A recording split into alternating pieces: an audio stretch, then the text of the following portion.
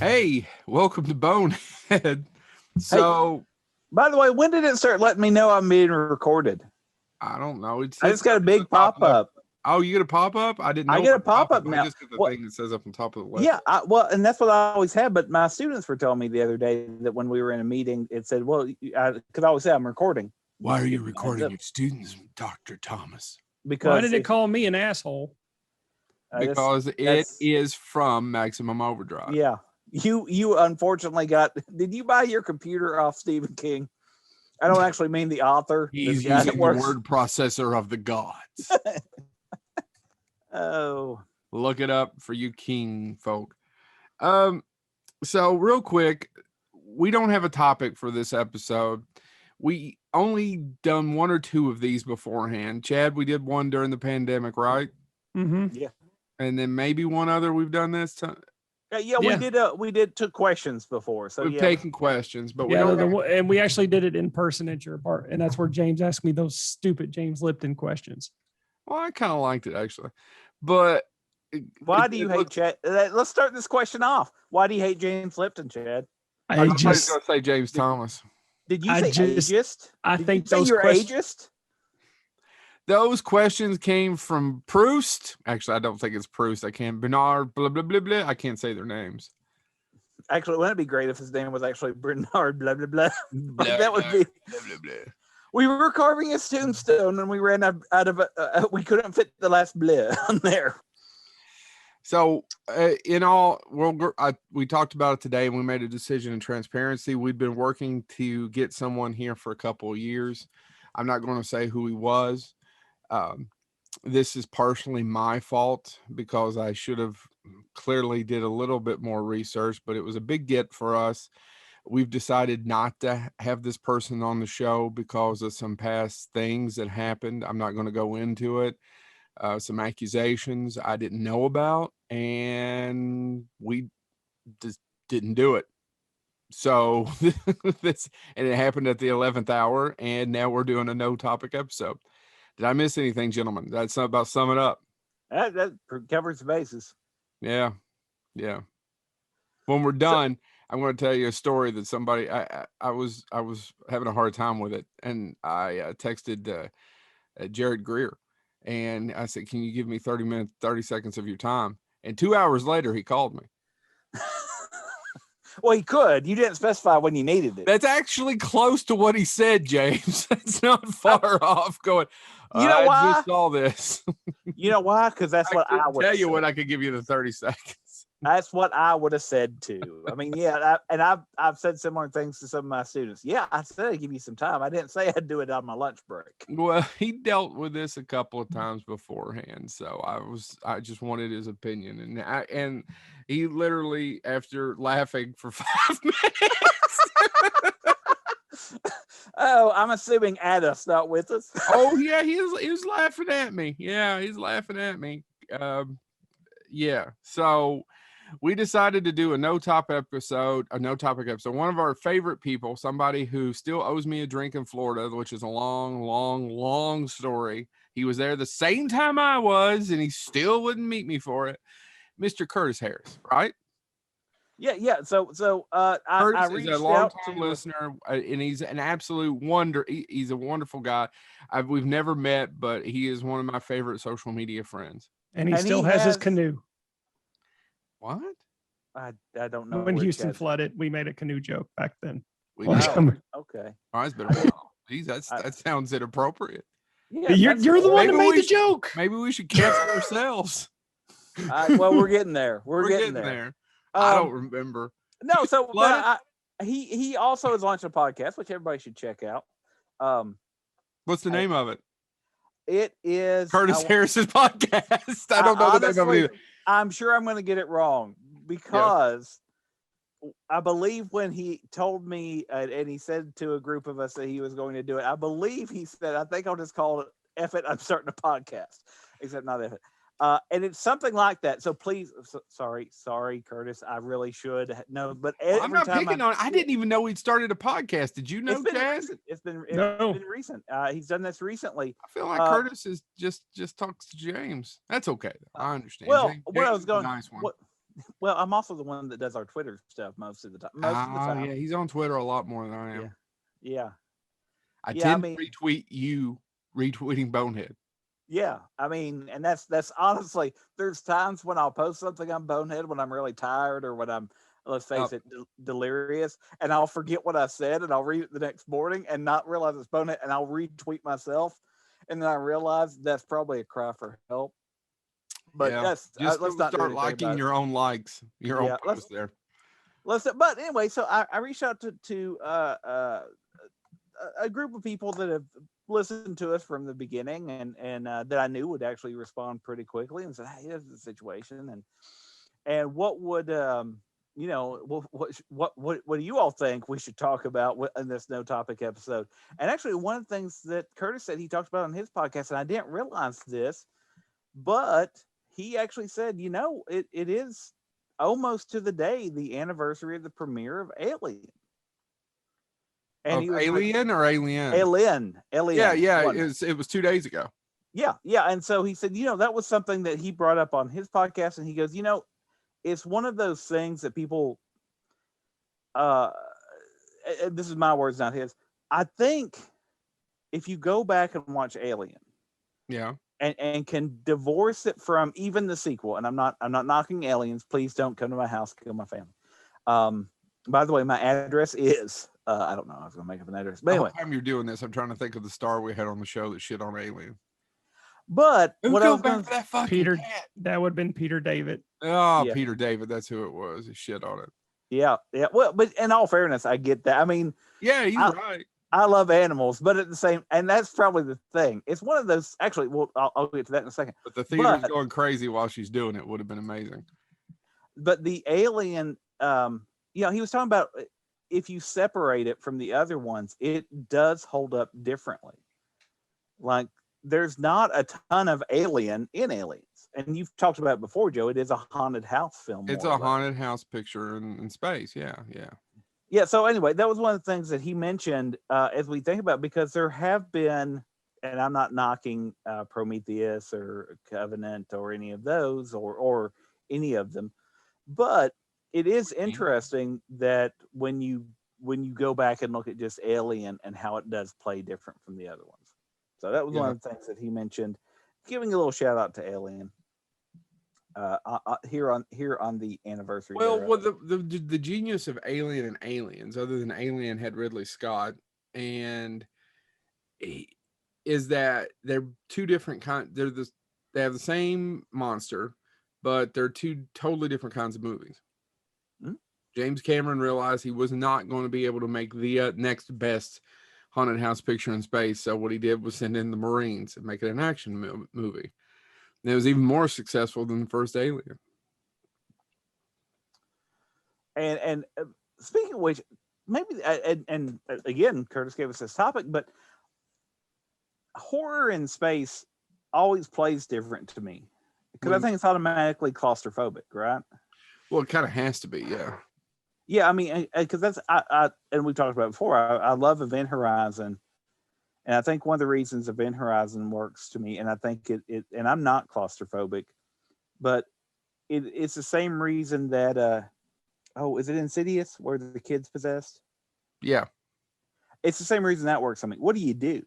And I've said this before. You can't just leave. Your house is evil. Move out. Find one of these crazy people that love paranormal stuff. And I know you all listen to this show, so thank you. Yeah, we appreciate it. And also it's a seller's market. So who wants the poltergeist house? Yeah. Listen, I got this place now. I'm not going to say what town it's in. We'll just call it Aville. Now, this house, 14 people done killed their family in it. But done killed. And some people will tell you. Some people will tell you that it's ghosts there. But now what I'll tell you is what my great uncle who was in the asylum used to say. Listen, if my feet were apples, that liquid in my shoes would be cider. We didn't know what it meant. That's probably why he's in the asylum. The point being, buy the Amityville house, dang it. Every time you say that, I think of I think of Flanders cider explaining, hey, blah, blah, blah, that's cider there. Sorry. If what is it? I can't remember. Yeah, I know exactly what is it, episode Chad? you're talking about. I can't remember. Sorry. if it's oh shoot, You've I got honestly. But anyway, yeah. and then Anyway. the next one goes to the drunken episode with Barney of Andy Griffith's show where they're drinking the hard cider and he doesn't know with the old woman. Yeah. And then she touches him. I may misremember part of that. Now here's a little trick. Here's a little trick to help you remember. If it's clear and yellow, you've got juice there, fella. If it's tangy and brown, you're in cider town. I knew it was cider town. I couldn't. Anyway, but yeah, so I think that's one of the things about space films, and you know, we've had Todd Farmer on the show before, knows a little bit something about those terror pictures in space. I think that's what he wanted Jason 10 to be, was aliens. Yeah. That's it took him, you know, he did not want all the comedy, right? He said it on the last episode. Yeah. His Jason 10 was aliens in space with Jason, but that's not necessarily what they made.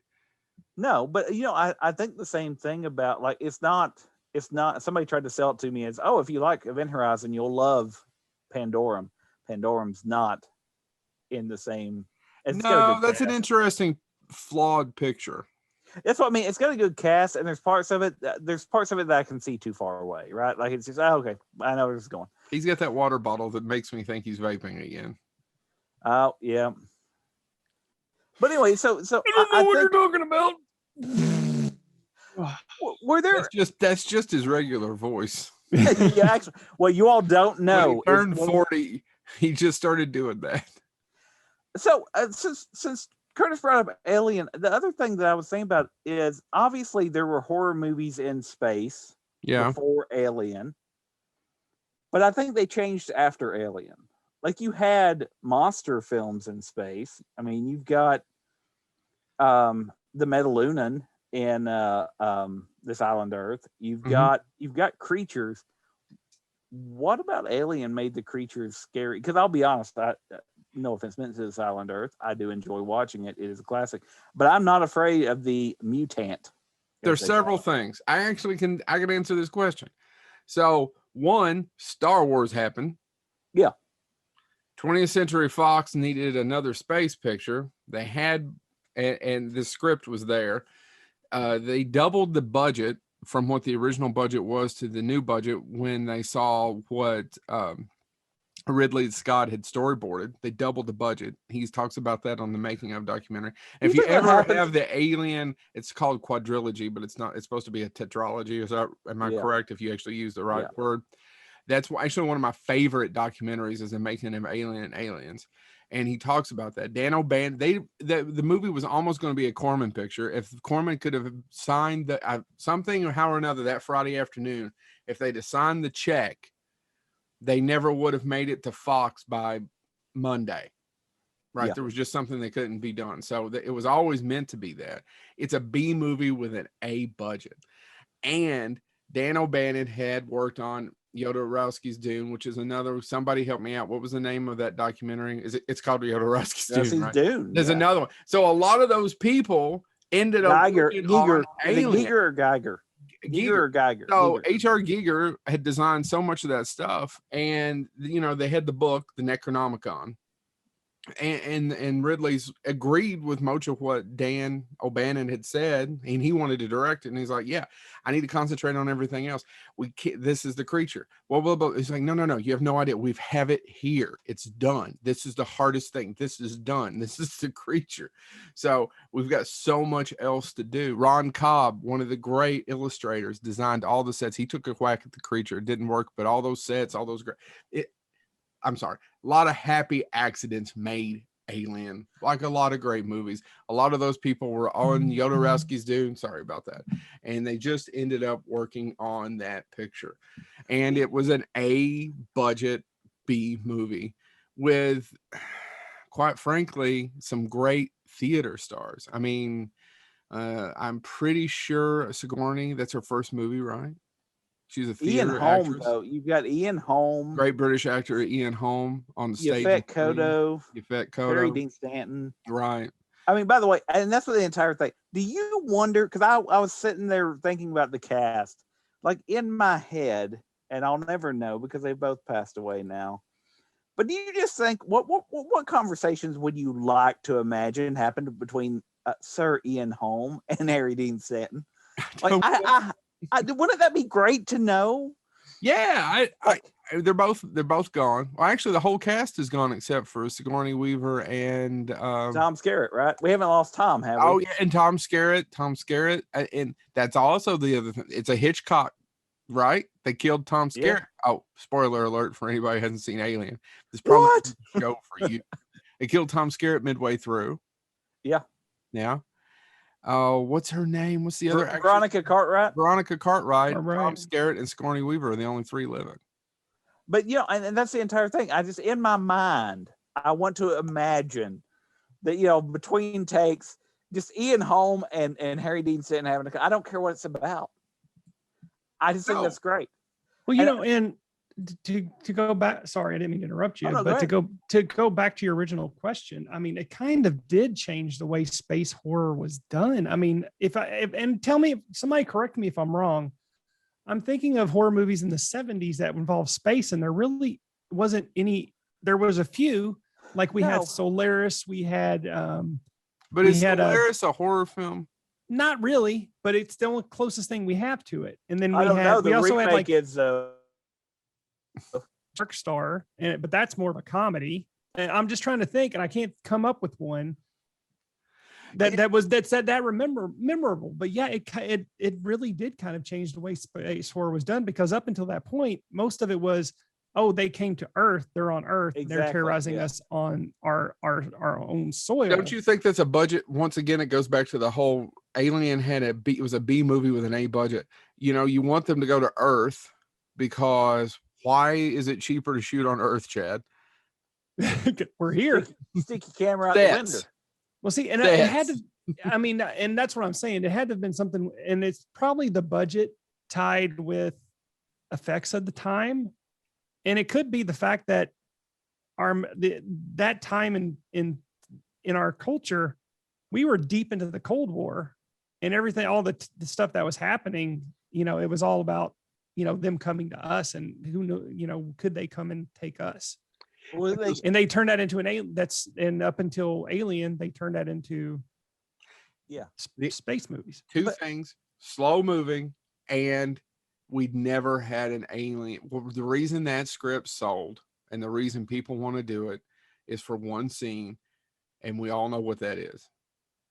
We'd never had an alien and actually showed the biology and the life cycle of an alien. Well, and I was going to say, and I think that's the other thing that makes Alien, it has that little bit of body horror to it. Yep. It has that little bit where you're like, oh, what now? Like, it's I can't, it's once it's in me, game over. And by the way, we didn't even talk about John Hurt's no longer. And John Hurt wasn't even the original. It was a completely different actor in that role. John Hurt took over the Sunday night before they started shooting the next Monday, because the guy who was originally in it, can't remember his name. I can't remember the actor's name. He was diabetic. Didn't know he was sick. He was in Macbeth. It was in Polanski's Macbeth. Man, a lot of this is just happenstance and luck, don't you guys think? Well, yeah, but I mean, it also has a lot of people there.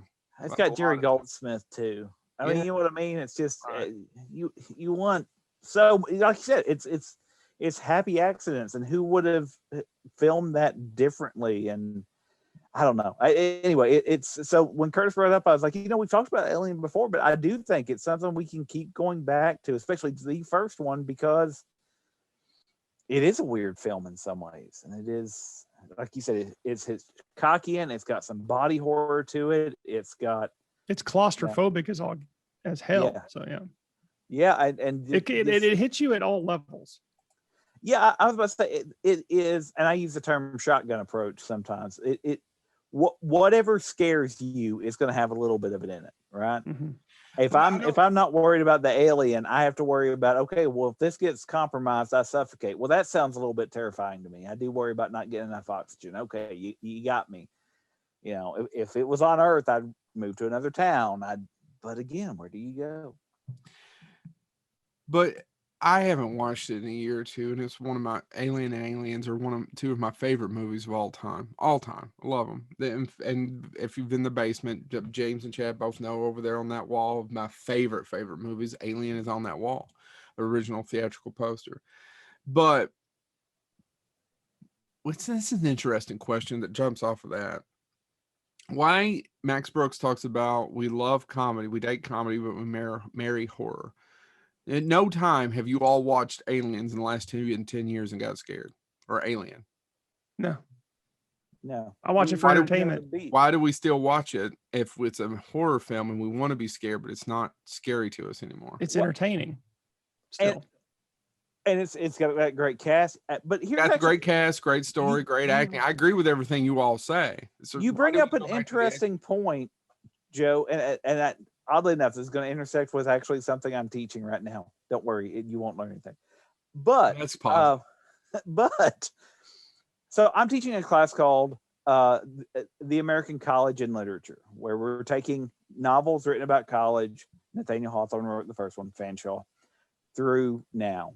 And we're breaking those down. What does this have to do with what we're talking about? Well, oddly enough, there's been about 4 good academic studies of the representation of college in literature. We talked about this when we did our whole college episode. Yeah.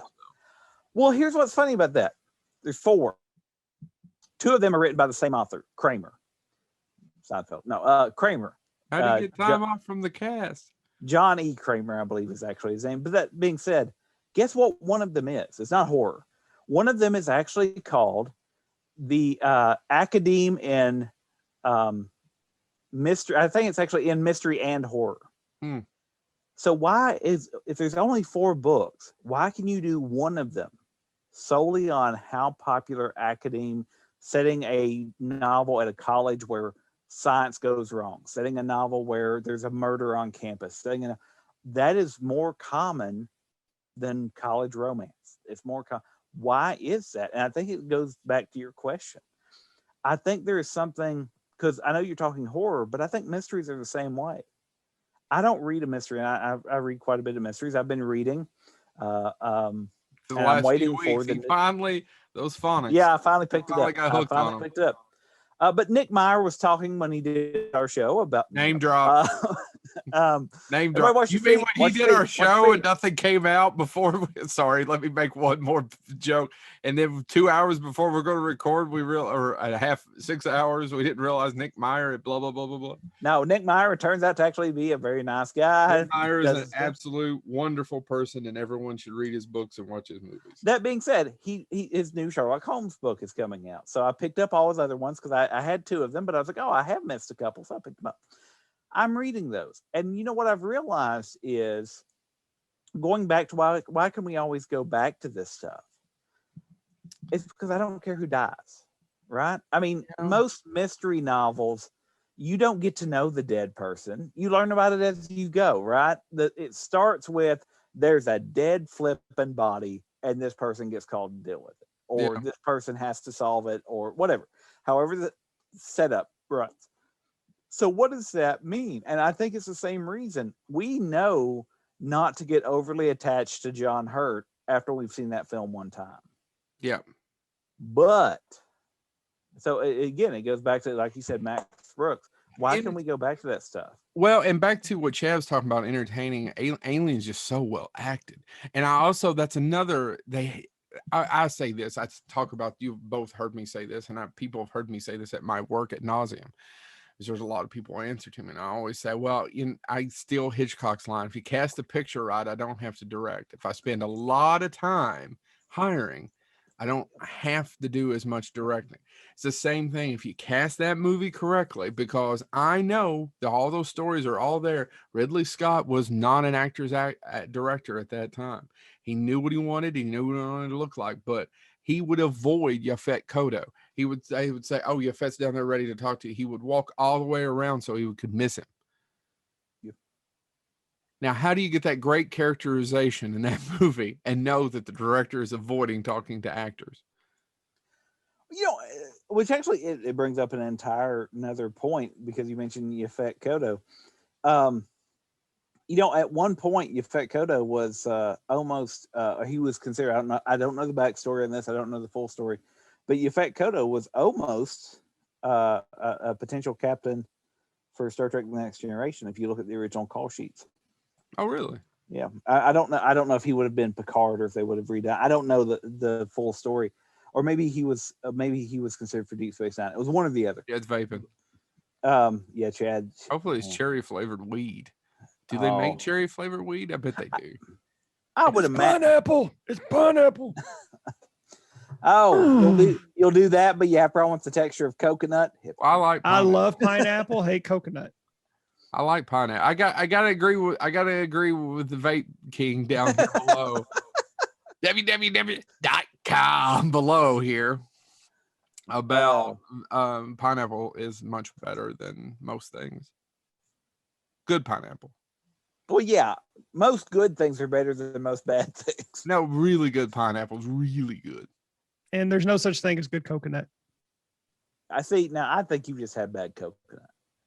When it's prepared correctly. He said the same thing about haggis. I just think you had bad haggis. It gets caught.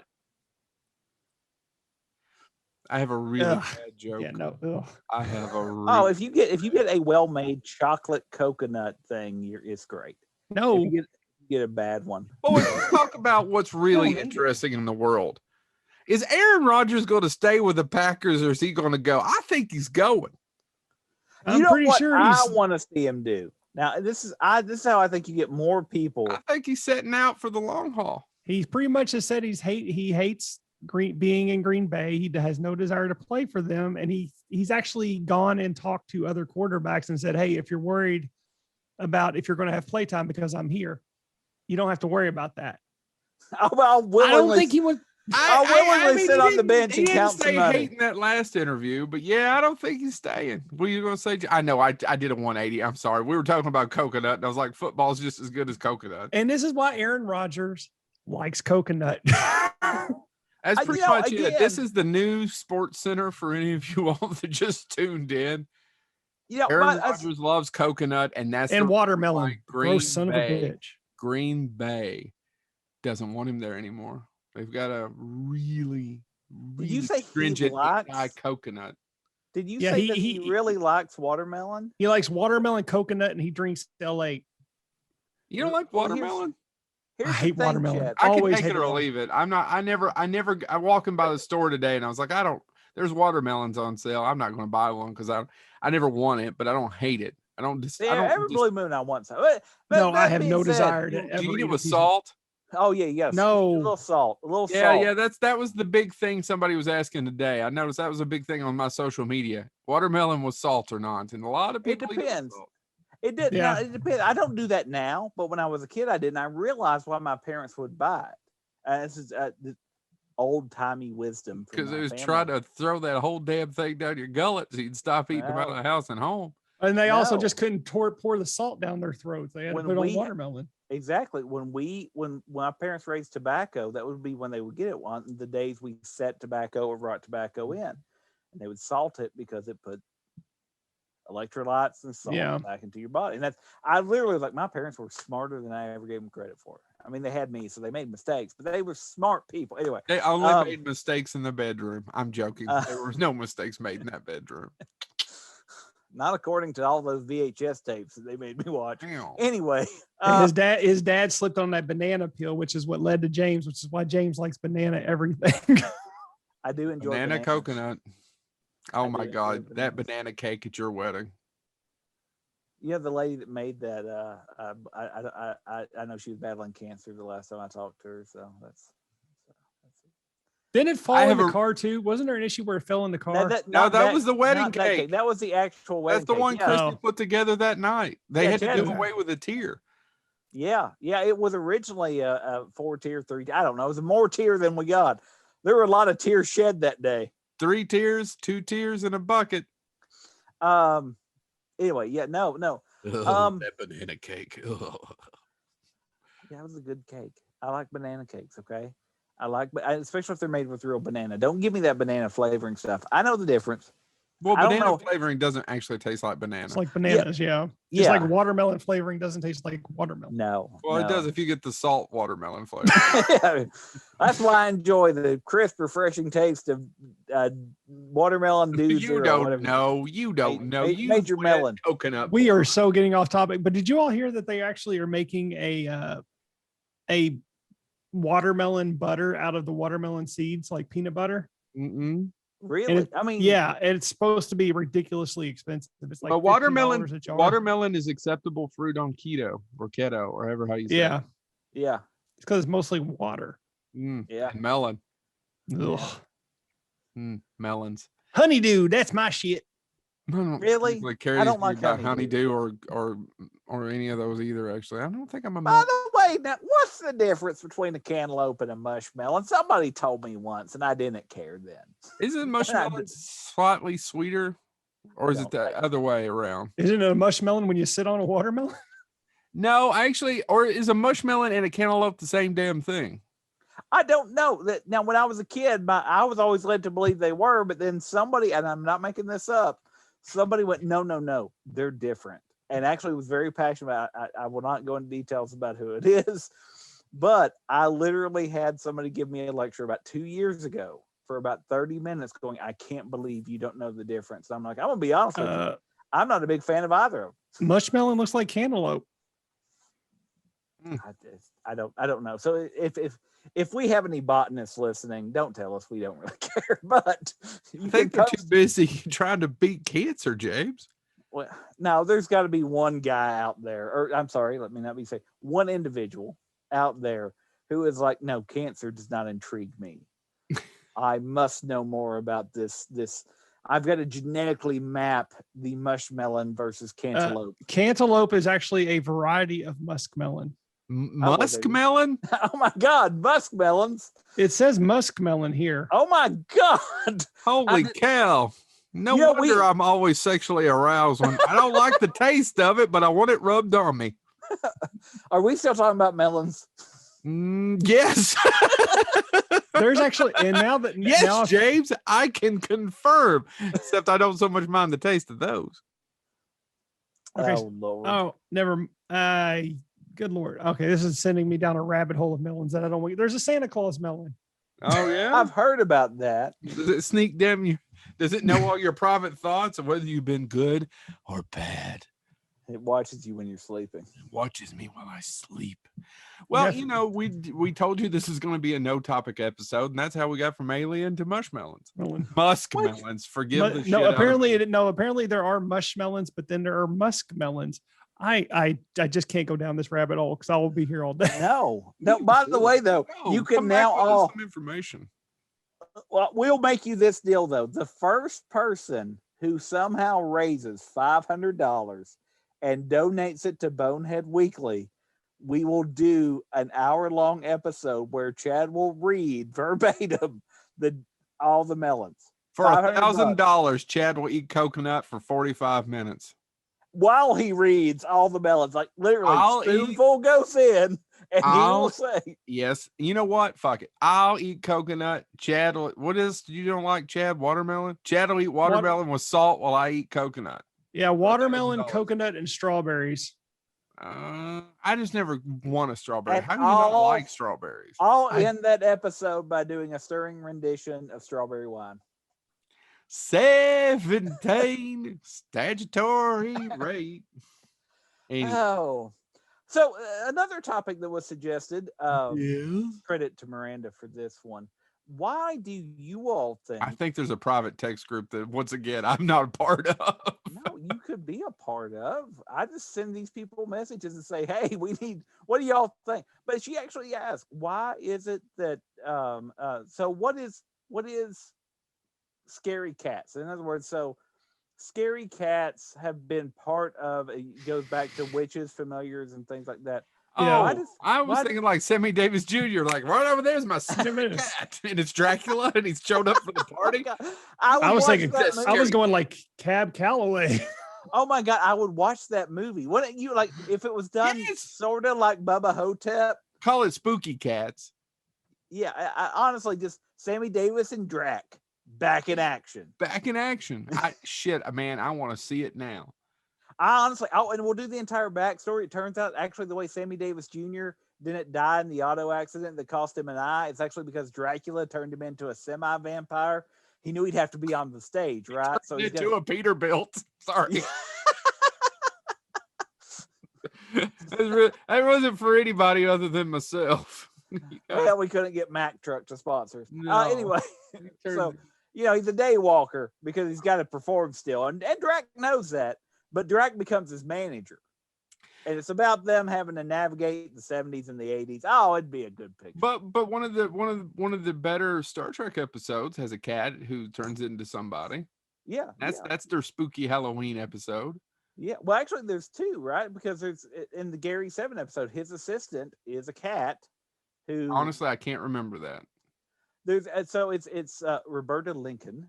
I bet you know. And well, I know a lot about Star Trek.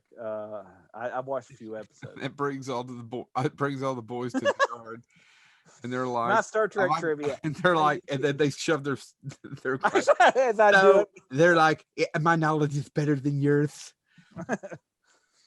Oh, and also, of course, you get some of the people that are like, "New Trek isn't real Trek," and then God, nobody wants to be in the yard with those people. I mean, it's like me. Yeah. No, it's okay if you don't like the new stuff.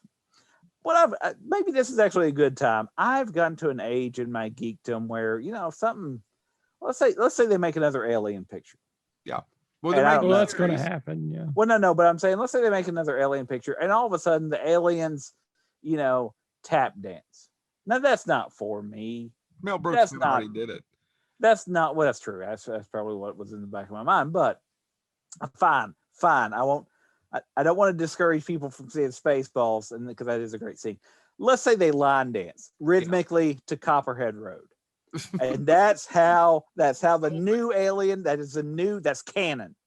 Now listen, folks, that Alien is not for me, right? And what we've got to start learning about fandom is, and I'm going to pick on Star Trek for a second because I'm a big part of that fandom. I do enjoy the new stuff. And I get though why some people are like, we all three enjoy the new stuff. Mm-hmm.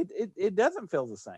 That being said, it's all right to say, that one's just not for me. It's fine.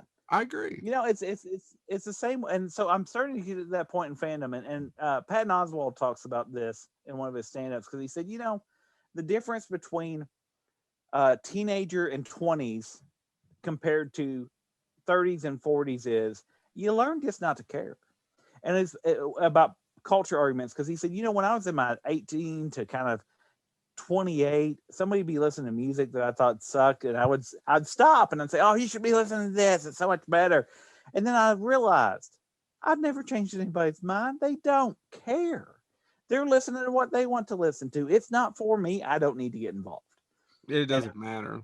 I think that's where I'm to maybe that age now where I'm like, if somebody says, "What would you recommend?" Yeah, I'll tell you what I like to watch.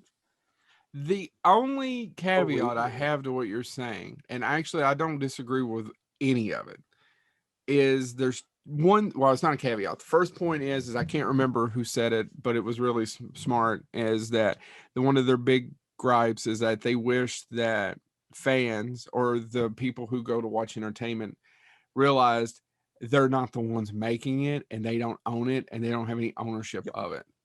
Now, there's about 10-20% of that I don't know that I agree with because there is a payment. You do want to satisfy their fans. Nicholas Meyer talked about that. So, you can kill Spock, I was gonna say, but you've got to do it well. And if you don't do it well, and I find that that's a lot of these problems is the execution of these. And if you don't do it well, then you should be held accountable. So, Bill Sandell, remember William Sandell talked about that. Is like this fans have been good for about making, especially when it comes to superheroes, of trying to get of spending their money, and it's like, well, we demand better. But there's a couple of properties, and I'm sure, gentlemen, there's a couple for you that you just don't want shit on. And even though I know the Stephen King quote, it's right over there on the shelf. Like if you didn't like the tap dancing alien, you can go back and watch your other aliens. But there's just one or two properties I feel little ownership of. And I know that I don't, and I have no control over it, and I shouldn't. Ghostbusters is one of those for me. Yeah, well, and I agree, but and that's the entire thing. Like I know that when it's now been semi retitled, I guess Ghostbusters Answer to the Call came out. A lot of people the problem is with things like that, the toxicity. Agreed. Is it done as a fair critique, or were these people and that's the problem. Not everybody was one of these people. There were people of both genders of all genders, I should say, who, saw the movie, thought it was okay, or loved it, or didn't like it, and all that stuff, but they saw the movie first. Now, the problem I do have was, before that movie came out, IMDb had to keep resetting the ratings because nobody had seen a frame of it yet, and so many people one-starred it. Mm-hmm. That's a problem. Yeah, you're right. And so I think that's a challenge because it is, and we've made semi-joking comments about this. It's really hard to critique some movies because people will automatically say, well, you just don't like it because X. No, that is a perfect example of I have legitimate critiques of that film, specifically the third act. We've all talked about them before. Yeah. Chad, you like it slightly better than me, right? Yeah. So, okay, if we're going to talk about that one, yeah, I think if you focused on them, the Ghostbusters in that movie, you had the potential for a great movie. There are parts in there that made me laugh. And Joe, you laughed in the theater too with me a few times. Yeah, I've told you that third act goes off the rails. Yeah, and that's the problem I don't think two of them are funny. I think they're funny in other properties, but two of those actors are not funny.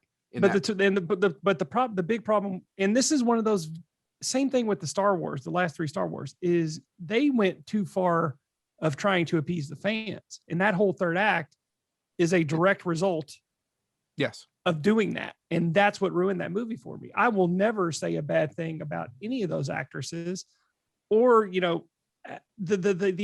comedy in that movie is solid. Yeah. The third act just went bullshit crazy. I don't know that I think comedy in that movie. There is some. Oh, there's still. I have watched it there are two people in that movie. Three. Chris Hemsworth. Kristen Wiig. No, I actually don't think Kristen Wiig. Kate. She's so McKenna. Kate McKenna and Leslie Jones are the three funny people. I like the opening scene. I think those three are funny. The third act sucks.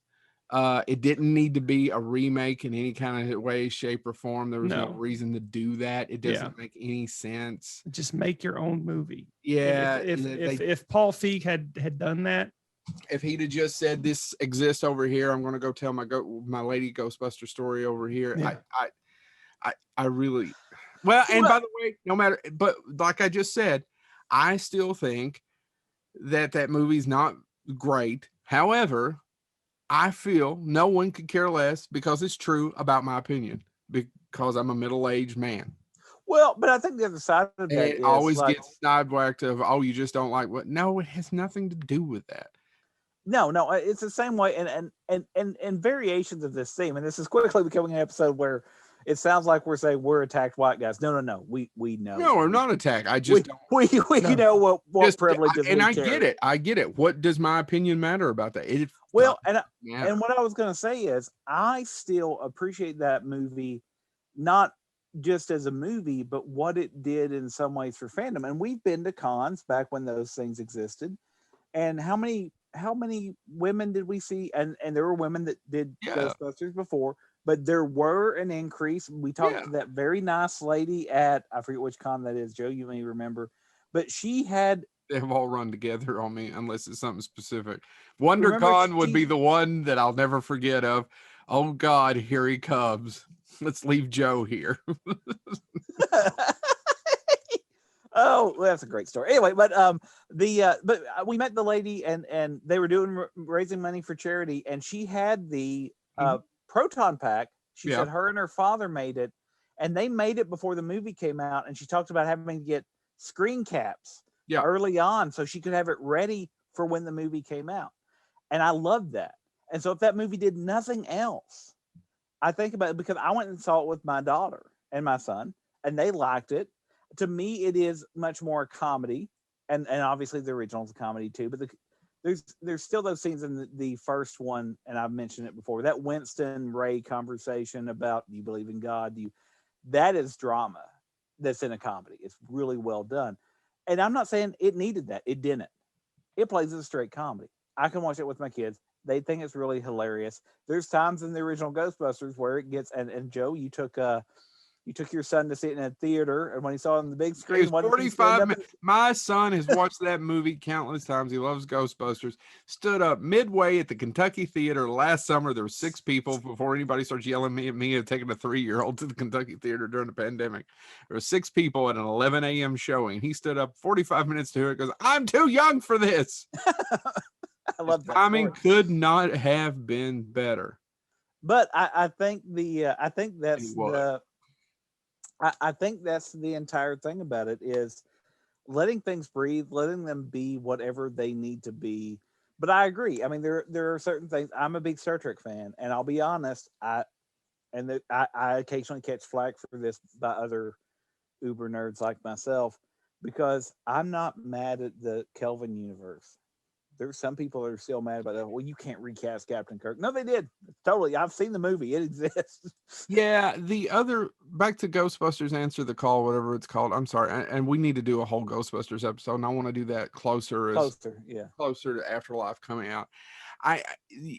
There's some funny parts of it. The special effects in that movie are outstanding. Actually, I think it's shot much better than Ghostbusters 2. Ghostbusters 2 is a flat looking movie that looks nothing like Ghostbusters 1. Go back and look at them. Yeah, no, I agree. Laszlo Kovacs shot the first one, and the second one just looks bad. And you know what? I love Ghostbusters 2 because it's the original cast, but the third act of that one sucks too. Mm-hmm. Agreed. Yeah, and yeah. And Dan Aykroyd went on record later saying, yeah, it was hard to top the Marshmallow Man. It is. And I mean, by the way, Vigo is, I quote Ghostbusters 2 quite a bit, because I love really Ghostbusters 2, but it doesn't stop me from realizing the third act is real weak on that one. No, because it's visually cool to see the Statue of Liberty walking that, but do we need it? It's really, yeah. It's the whole battle at the end with Vigo it's all weak. Yeah. Let me ask you, because I'm just kind of curious, because I wasn't on that episode because I hadn't seen it yet. Have either of you all, speaking of fandom, has anybody heard anybody say anything positive about The Rise of Skywalker yet? Because I still have not heard anybody talk positive about it. There's a couple people who like it just because they hate. I have some friends. I know a couple people, but the hate for The Last Jedi is that's a good point. The hate for The Last Jedi. If they really, really, really hate The Last Jedi, they'll say that they'll say, well, it's better than The Last Jedi. Or as our friend Clay would say, well, imagine how better it would have been if it hadn't been for The Last Jedi. And I wanted to punch him because I like The Last Jedi. I'm an apologetic supporter of it, even though it's a flawed movie. I love that it's different. Yeah, I agree, and that's the main reason I like it. But I also liked Force Awakens. Skywalker is to me. I don't know if it's that or episode 1. At least I'll give Lucas credit. Episode 1's got an awful script, but at least it's slightly different. Yeah. Well, and what I actually like. And he didn't necessarily cater to the fans for that. He's like, "This is what I want to do." Lucas does not cater. He's like, "No, this is my story. I'm going to tell a story about and then, oh my god, Senate hearing." Yeah, which I love, by the way. Pod racing in the middle of it, so they won't leave the theater. Speaking of which, and he was almost a soothsayer compared to what we're doing now, living through now. We will not investigate what Palpatine did. Yeah, I am the Senate. Anyway, I think though I want to give the Rise of Skywalker its due for one reason though, and I mean this sincerely. The meme that came out of that, where no matter what movie you're talking about now, I see it on Twitter all the time. Like somebody's like, "Oh, the Eternal." So the Eternal trailer dropped. If you're a Marvel fan, you've probably already seen it. But the Eternal, and somebody's like, "Oh," I think it was actually Scott Weinberg, critic and stuff like that on Twitter. he posted a thing going, "Oh, what a great time it is at the Eternals," which is kind of an obscure comic even back in the day. That Marvel has built this world to where now so many people are interested in it. Well, that's Eternals has never been successful. They have never had a successful run of the Eternals. No, never. It's always history failed. for some of our people who aren't comic book people like me. What's the history? It's a really complicated story to tell, right? It's almost I'm going to parallel. What do you mean by it's never been successful?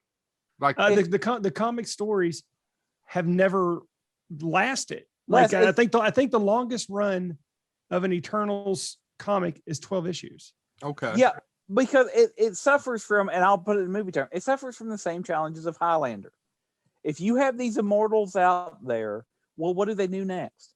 There was a comic that tried to do something a little bit different. It was called, I believe, Wolfpack, and its shtick was that every month that passed in the real world passed in the comic. Well, if you're trying to cross over Spider-Man and all this stuff, you can see how that's not going to hold up. Well, the Eternals has the issue of, I call it the Highlander issue. If they're immortal and they could have been involved all this time, and they're the origin of so many powers, or they're the gods of old, or whatever, where have they been? So they used to intercede daily, and now they're like, oh, we took a few decades off, or oh, we haven't been around since 38 AD, whatever. So it's really hard to keep that story going. Yeah. But anyway, what's funny is the reason I bring that up is somebody immediately responded or retweeted Scott Weinberg's comment and put, "This is how it ends," and it's a picture of Daisy Ridley standing that last scene from Rise of Skywalker, and it just says, "I'm," it does the old woman and all that. "Who are you? I don't know you," and it just says, "I'm Ray. I'm Ray Marvel," and that has become people's immediate way to say, you're going to go see it anyway. It's a Marvel film. If you're into that, it's the same thing.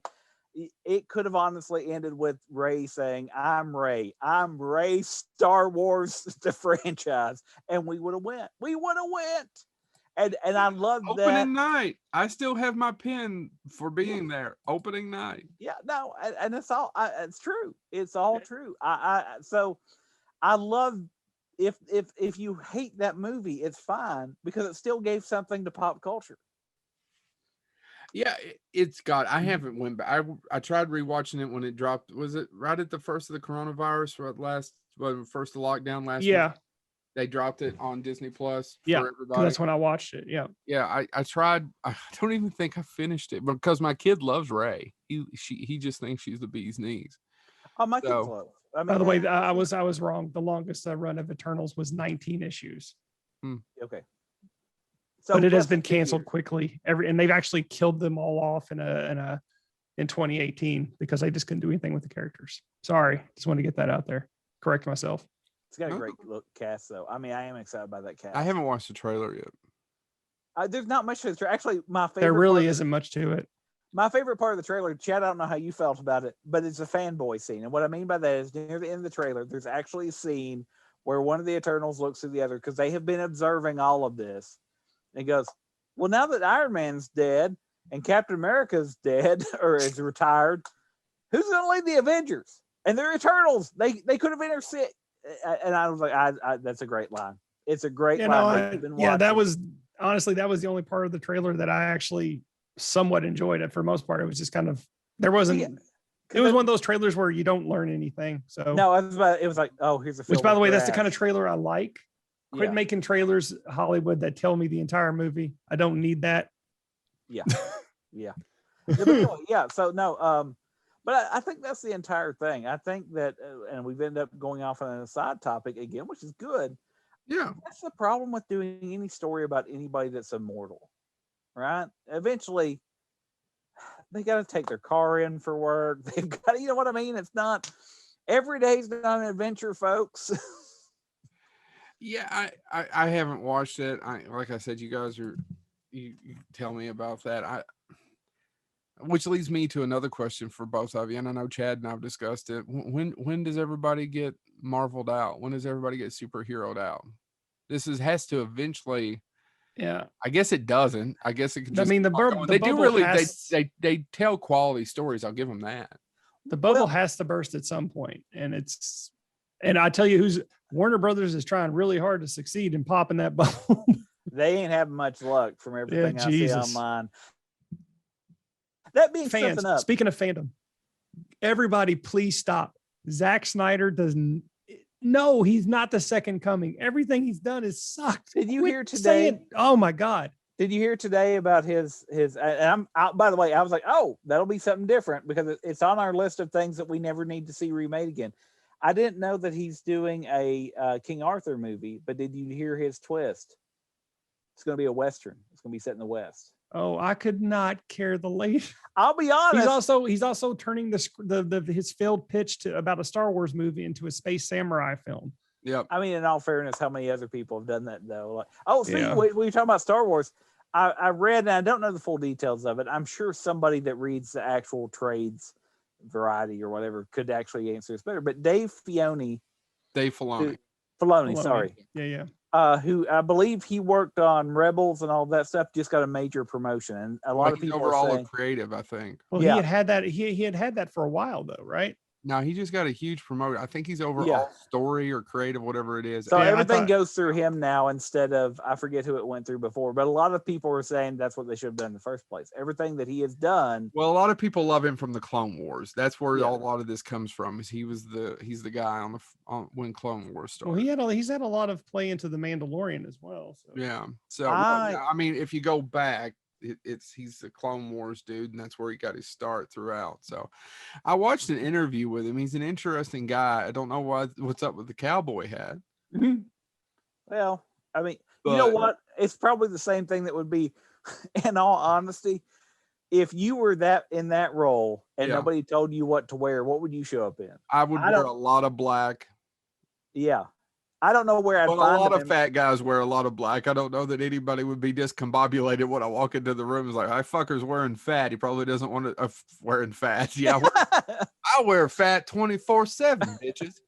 I've never understood the fascination with cowboy hats. Give me a nice bowler. That's what I want. I think it's time. But you dress up like a pirate. I think we should all do it. I think we should be the people that bring back the stovepipe hats like Lincoln wore. Yeah, that's fun. I want a good bowler. I really do. He's not talking about hats though. No, he loves he lives that Big Lebowski lifestyle. He does. Hell yeah. He does. But yeah, I Star Wars is working really well on streaming for TV. It's working really well because let's talk about this first. I mean, I sent you all what's it called? The True trailer or whatever. Yeah. They do great work. What is their names again? It's not Trailers from Hell. That's a different one, but it's Truth and Trailers or whatever it is. I love them. They do great work. I saw that Evil Dead one. We all we exchanged emails about laughing about different lines in it. And they're fantastic. Check them out if you're not familiar with them. But they did one for Solo, and it's true. It's like the Star Wars movie that you're going to watch and not be able to tell me anything about it an hour later. But it's not awful. No. Well, honest trailers.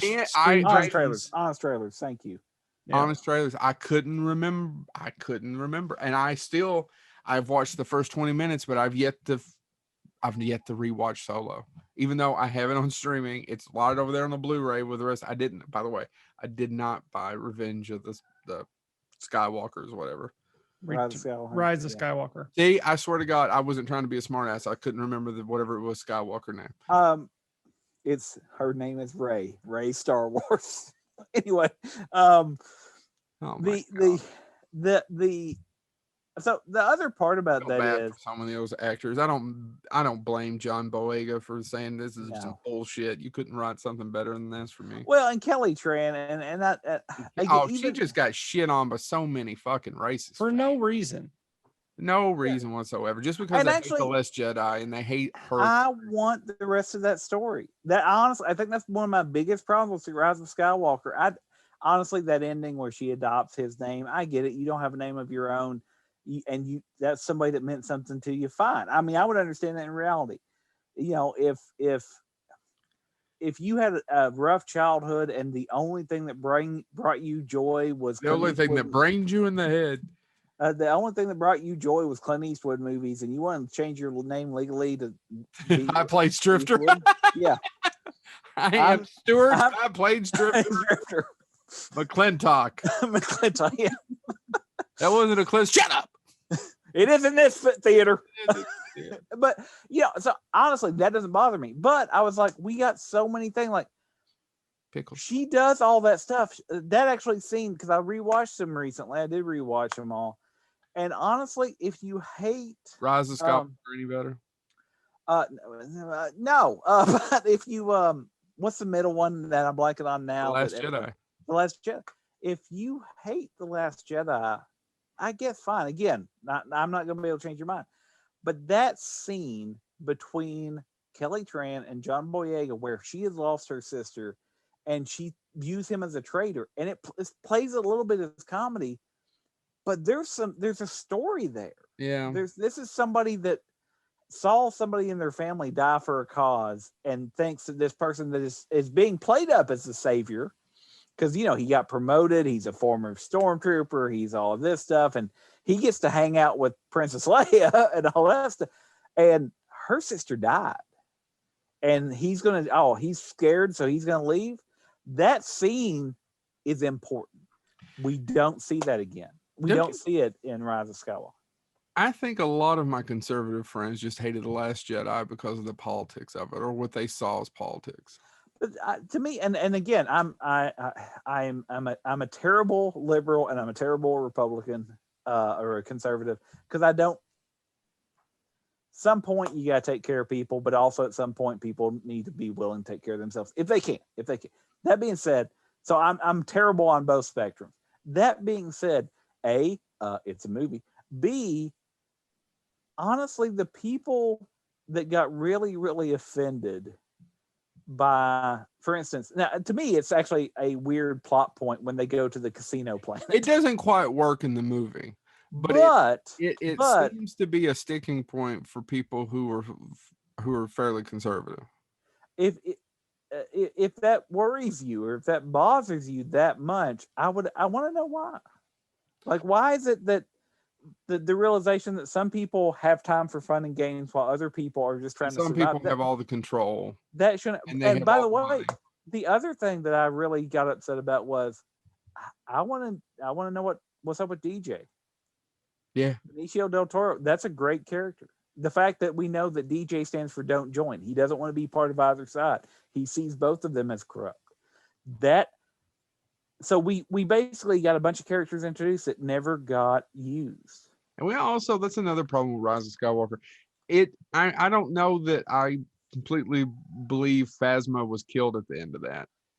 And then I'm pretty sure they left that ambiguous for a reason. Yeah. That was never brought back up. Well, and it's almost one of those things. And actually, and I'm not attacking J.J. Abrams. I do give him credit. He got he got Star Trek back in a lot of people's eyes where it wasn't before. I think a lot of people do get mad about the Kelvin. And I love his remake of The New Hope. Yeah. And by the way, I'm not knocking him. No, I agree. Somebody told me right now, hey, do you want to reboot Star Trek? Sign me up. Let's do it. Now, I'm going to make a lot of people angry because I'm going to make what I want to see. Right, yeah. That being said, as I think about so many of those different things, I just, and J.J. Abrams came out, I think, in an interview this week, and he said, it's an interview about something else. But yeah, I was about to say, everybody's saying he said it about Star Wars. It's very tangential. I don't know that did you guys read it? Actually, go back. Joe, you need to get closer to that mic. I know you're loving on that. Did you read it? Sorry, the cat was leaning on me. Did you guys actually read it? Yeah. I mean, it's not a Star Wars interview, right? I mean, no, and people are talking that he meant it about Star Wars, and he may have meant it about Star Wars, but he never said, I did not have a plan for Star Wars, and that's the reason why it didn't work. He said, I've worked on a couple of projects where there wasn't a plan, and that doesn't work. Well, and I was going to say, a couple, by the way. He could have also been talking about Lost, because Lost changed from the way it was originally going to happen to what it actually did happen. Well, and Star Trek did too. And I know he was a producer on those, but I mean, Star Trek. And by the way, I love Benedict Cumberbatch. Actually, that's the line I laughed at the hardest on that Honest Trailers. Yeah. I hope he does this to Benedict Cumberbatch, that pretty boy. Anyway, I laughed. I was like, I actually would. I hope there's a scene in the Doctor Strange movie by Sam Raimi where he gets covered by syrup blood. That'd be great. Anyway. Or have you ever seen the it's either Spider-Man 1 or Spider-Man 2 where he's getting hit by the briefcase? Yeah. Yeah. The Spider-Man 2. Is it Spider-Man 2 and it's Sam Raimi and he keeps just hitting him? Yeah, I'm so looking forward to that. Actually, this is the shirt that I'm wearing right now. It's my Doctor Strange shirt. But I say all that to say those films changed too, right? I mean, I think the Star Trek films that J.J. Abrams was involved in, and honestly, and it is the biggest kick that I'll give on J.J. Abrams, and he doesn't care. He's never going to hear this, and if he does.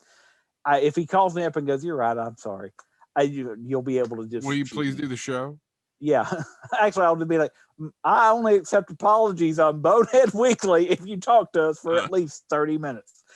No, but that being said, the Khan movie, yeah, the middle Star Trek film where he kept going, "Oh, it's not Khan, dude." If the fans guess, just okay. You're gonna, or just don't acknowledge it. Say, you'll see.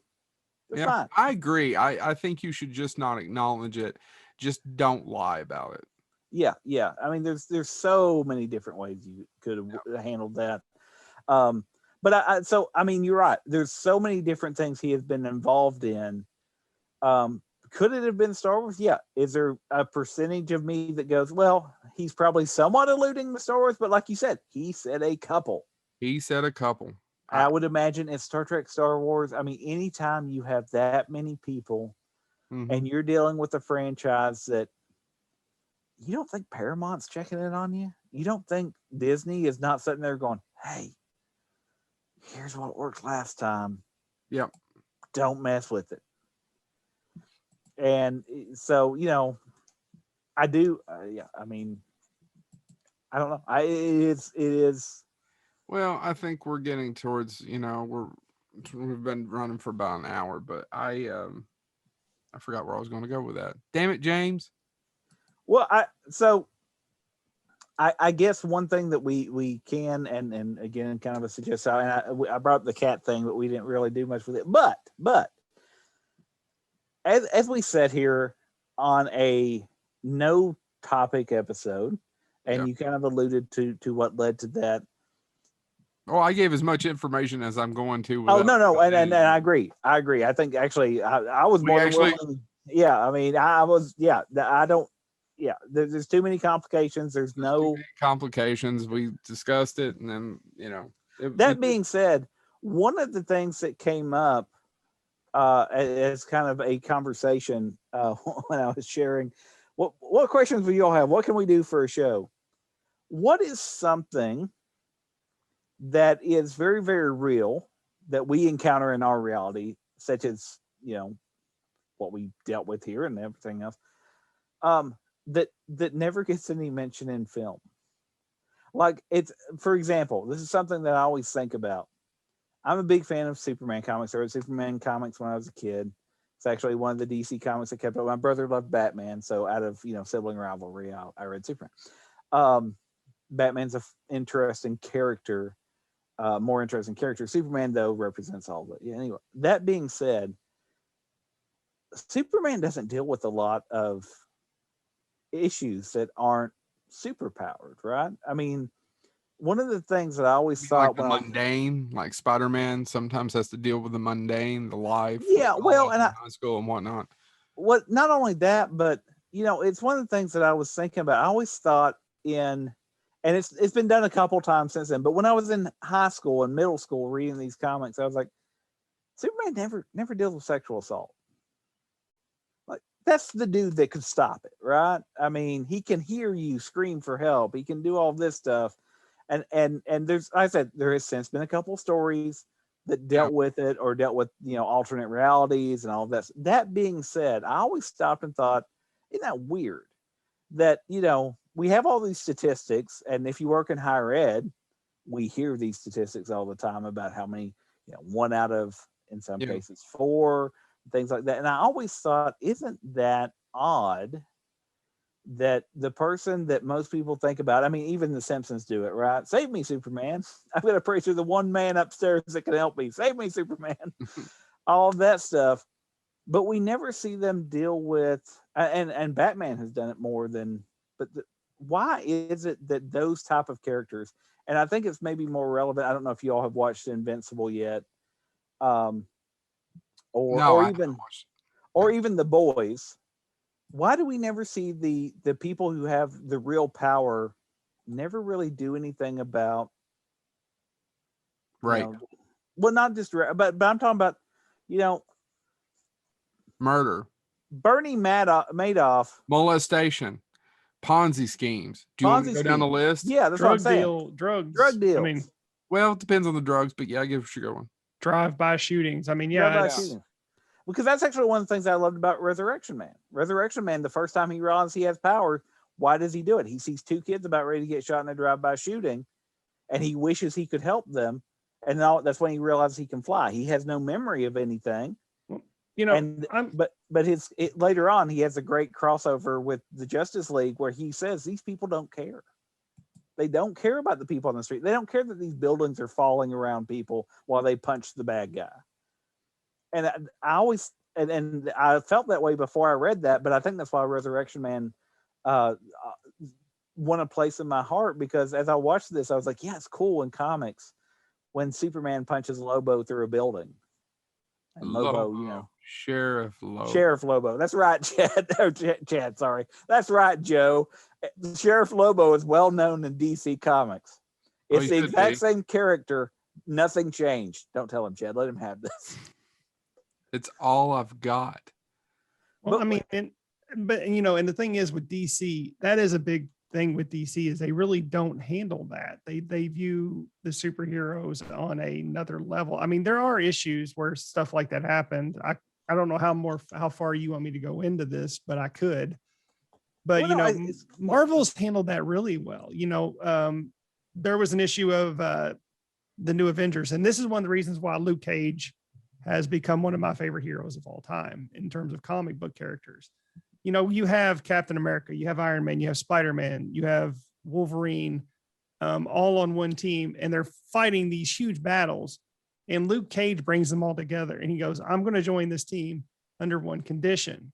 And he goes off with this tour and fights the big battle. And then in another issue, you see what that one thing was. And it was literally all the superheroes going to a crime-ridden part of New York and just standing there in the street. And the reason they were standing there was to scare off the drug dealers, scare off the violence. And that was his way of dealing with it, was just to stand there.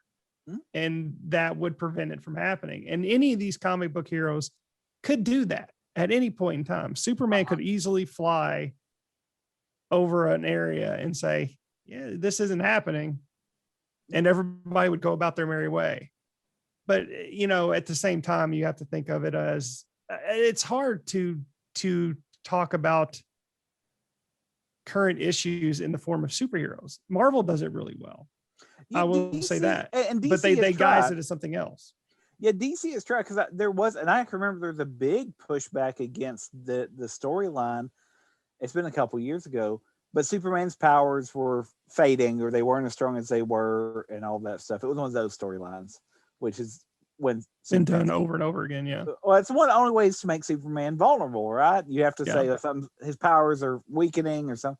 But, and this may have been 10 years ago, I can't remember exactly when the storyline was, but I mean, I can remember, again, and I'm a fanboy, so I don't mean fanboy discouragingly, but there is a group of fanboys, they got all furious because Superman witnessed somebody and he realized that it wasn't an attack on the police, which is what people try to make it out to be, but his powers are fading. He's back to just jumping. He used to be that he leapt over tall buildings. He flew later, but so he's going over and he sees, he witnesses a crime or something, and he realizes there is a couple people in the area. One of them is an African American man. The police have been called, and he just realizes, hey, if I don't step in, something may get misinterpreted.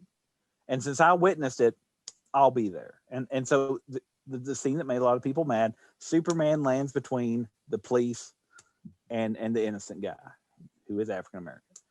And so many people got mad that I can remember there were fanboys saying, DC is being overly politically correct and all that stuff. And I'm like, would it make you feel better if it was an alien? Like if it was Duplex, is it Duplex? I remember him from the 90s. If it was him and he lay in front of him to protect him from the police, would that have been okay? And so I don't know. And DC has a history of handling racism. I mean, one of the best comics, it's considered one of the best story arcs of all time in terms of comics, was Green Arrow and Green Lantern team. They became friends and they traveled.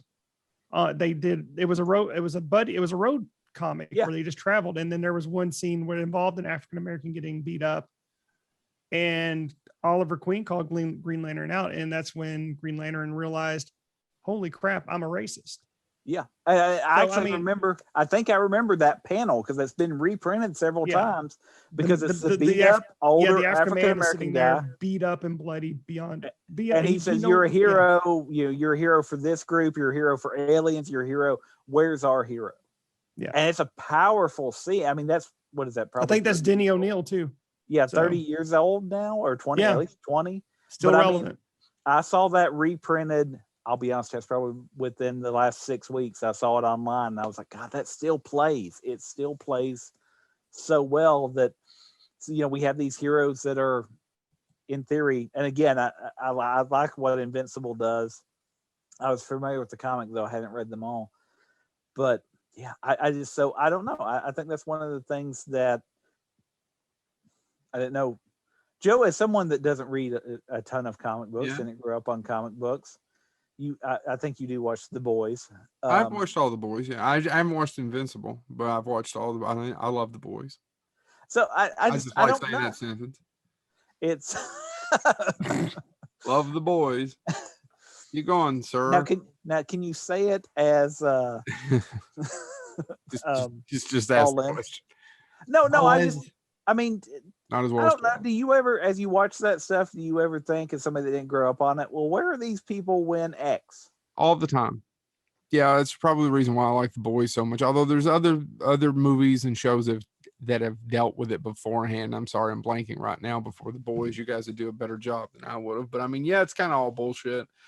And I this is me getting old and just thinking out loud of how much we've done to people who they're just kind of sitting around waiting for Superman, the documentary about education.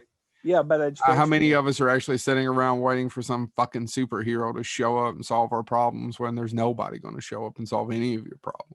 No. And I mean, I think that's the entire thing. But that's a very bleak statement I just said. No, but I think you're right, though. I think it's why we can't have The Boys and, spoiler, Invincible, if you watch it, which I do recommend watching it. It's different than The Boys. I actually just got into Enchantment. Oh yeah, which I actually like. Yeah, it takes. I have laughed out loud. But you Chad said but I've actually laughed out loud several times. I've rewatched it. The Dirtier Simpsons. I've probably rewatched it 4 times, and I'll be honest. I'm just now through like 4 episodes, but by the way, that is my review. It's a Dirty Simpsons, so it's all right up my alley. There's scenes in it that I watched, and Chad, I know you've watched it, Chad, so I know you. I love it. Know this exact scene because Silas loves it. Matter of fact, Silas loves Lucy. He's like, I don't know who, and he probably doesn't get all the sexual innuendo. No, the jokes, it's like when I watched Golden Girls when I was younger. Until I went to college, I didn't realize how bad Golden Girls was because they just. And it holds up, by the way. Oh yeah, I don't know if Chad be in for it, but I could do a whole. Golden Girls is still pretty. Oh damn, man. Oh yeah, I mean, this 80s on Saturday night. Yeah, well, and that's what But anyway, Silas thinks Lucy is hilarious, but there's one thing, I don't want to ruin anything for you. I'll just say the line, but where Elfo ends up tied up with his butt in the air, and it just looks at Tia Beanie, Princess Tia Beanie, and goes, one time when I did something real bad, uh, uh, Papa Elf tied me up like this and hit me on the bum bum. And she goes, why are you telling me this now? I don't know. I laugh every time. I've seen it 4 times now because my son rewatches that and Gravity Falls. My daughter rewatches Gravity Falls. Every blue moon's I'll be like, can we watch some episodes of Disenchant? Yeah, sure. And every time that scene's coming, I literally got to the point where I'm like, hold on. If I'm working on my computer, I'll set it to the side and just be like, I gotta wait for this. I know it's coming. It's still funny to me. But yeah, but I think to your point, Joe, I think you're right. I think that's one of the challenges of where we are, and the fact that we are now the people, not us, but people our age group are finally getting some of our say in culture. And Mark Miller, who wrote Invincible, and I think I'm giving credit there. Robert Kirkman wrote Sorry, Invincible. Right. Mark Miller, what did he write? Because he wrote Jupiter's Legacy. There you go. Is that good? Yeah, I haven't watched it yet. I haven't watched it. I don't know. But that being said, that all this stuff about aging, and by the way, you could also go, Alex Ross and Mark Waid wrote Kingdom Come, where it's the heroes as they're older. And why don't we just go back a little further and talk about the Watchmen? Yeah, but what I'm saying is all of this stuff. Well, the Watchmen's all about who would actually. But I think so much now is, well, they're flawed people. Do you really trust these people to save you? Do they want to save you? I think we're seeing that as a bigger theme. And I think, to me, and again, this goes back to politics, because I'm a terrible conservative. I'm a terrible liberal, and that I'm not really a terrible person. I really am, and that's why I don't need to be in politics. But you know what's nice about me is I know enough to know I shouldn't be in politics. I just don't want to talk about the shit I've done. I really don't want to. Is that the challenge that we have then? Is that why, as a kid, I loved Superman, but now I can't buy into it? Like, nobody can be that good all the time.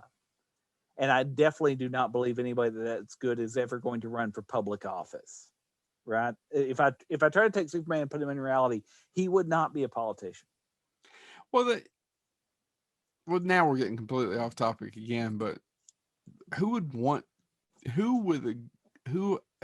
good person would want to be in politics? What good, sensible, highly intelligent person would want to do that? Orson Welles talks about that. I've talked about that before. That person, the most capable person, is going to do whatever it is at that time, the greatest thing to do. For example, the turn of the century, we don't remember this because it's just not a thing anymore. Opera singers were the thing to be in the world. People would faint on the street seeing some of these people. It's not that way anymore.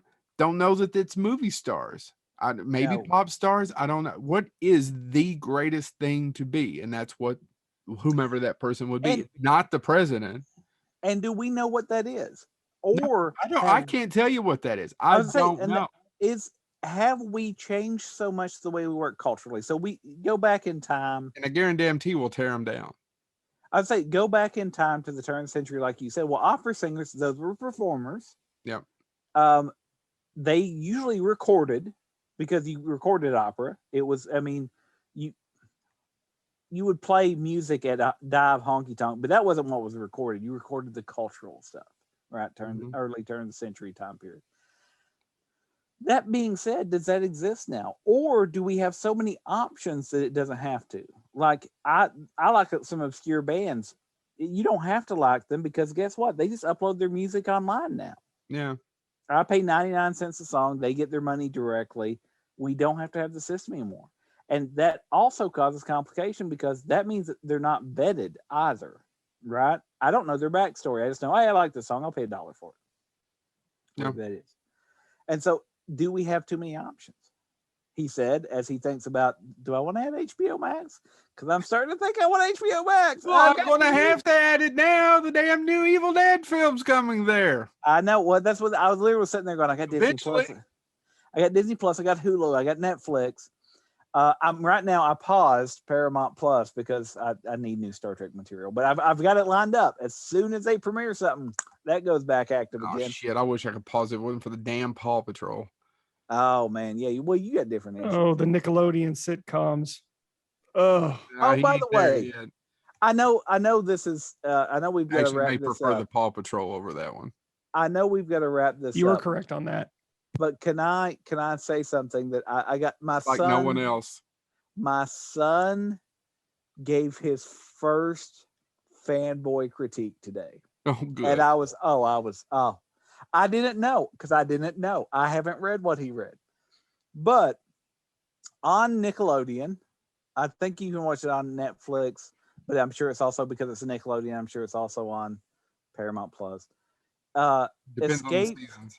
Escape from Limoncello's Library. Okay. Now, this is a kid's book. I'd never read it. It's on both Netflix and Paramount Plus. Okay. Yeah. I've never read it. My son, it's a series, and that's the first book, Escape from.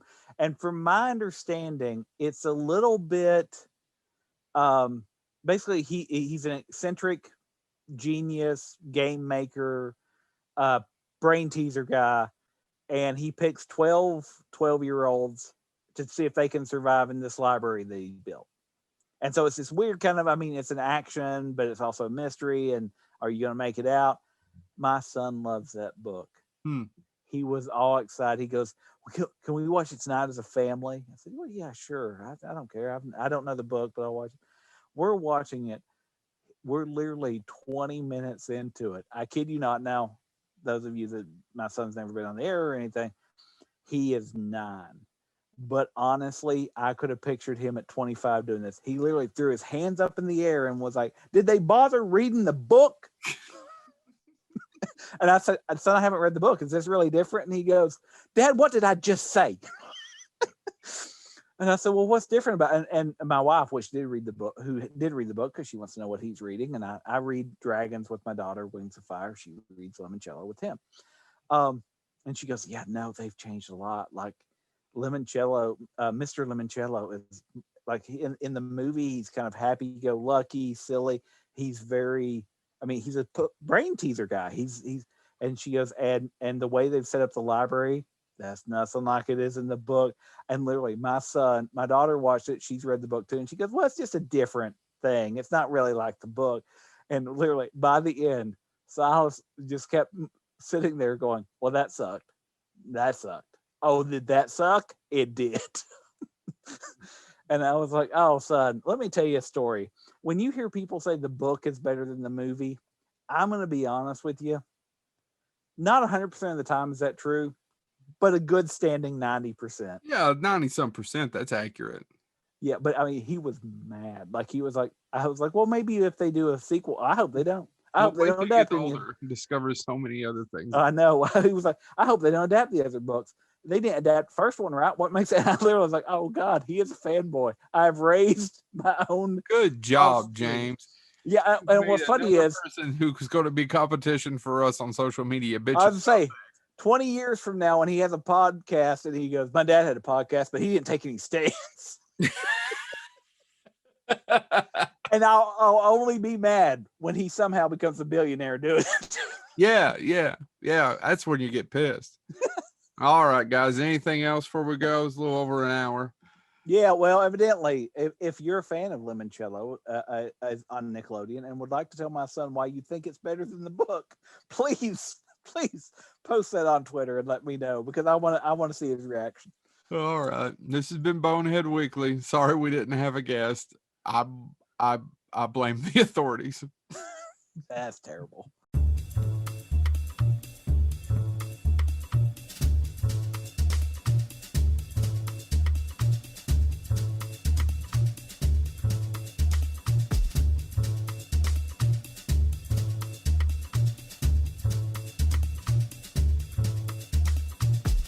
Uh-huh.